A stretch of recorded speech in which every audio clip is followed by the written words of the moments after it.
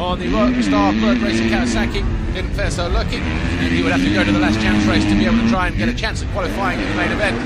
But meanwhile, Jeffrey Hurlings, who started around about third position on the opening lap, found a way to close in on the rear of 259 Coldenhoff, and then found a way through with this pass at the start of lap 3. Once there, Jeffrey Hurlings never looked back. Like this guy, 737, Terimaksih, who won the qualifying race on Friday. He found himself in third, going out with some problems to the front end. And also struggling with the front end was the 911 of Geordie Tixier, challenging Mel Pocock, 8th position in the early stages of the race. Meanwhile, Glenn Coldenhoff found himself coming under pressure from Christophe Charlier. They were in second and third position. That's where they would finish, but the win would go to Jeffrey Hurlings on the Red Bull KTM. X1 race one, Evgeny Bobashev tried to get a whole shot from the inside, but there was a bit of bar-banging action going on between him and Ken Dedaiker. Instead, it was the 22 of Kevin Strybos on the Rockstar Energy Suzuki that stormed into the lead and would stay there for 6 laps. He came under pressure, though, from Bobashev, Ken Dedaiker, Monda Sal, Tommy Searle and Gauthier Paulin.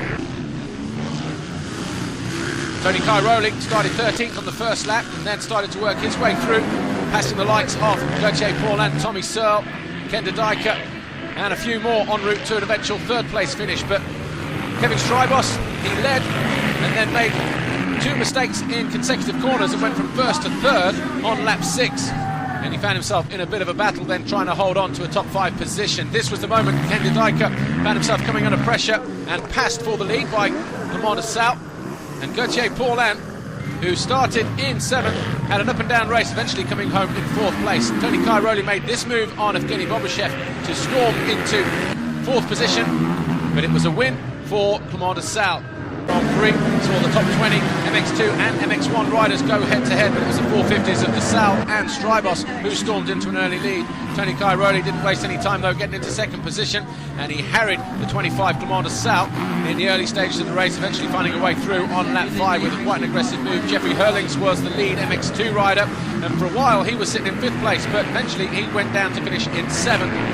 Behind Kevin Strybos, he had a little bit of action going on behind him because he got Gauthier Paulin, Tommy Searle, Jeffrey Hurlings and David Villapart to keep him company. But that was your super final podium. Tony Cairoli, Monda Sal, Gauthier Paulin, they were your first 3. Trophy to the winning team manager, MX1. Jeffrey Hurlings leads the MX2 World Championship going to Thailand. Picks up the red plate here. So too, Monda Sal, he leads MX1. I mean, the track was nice and the preparation was this people.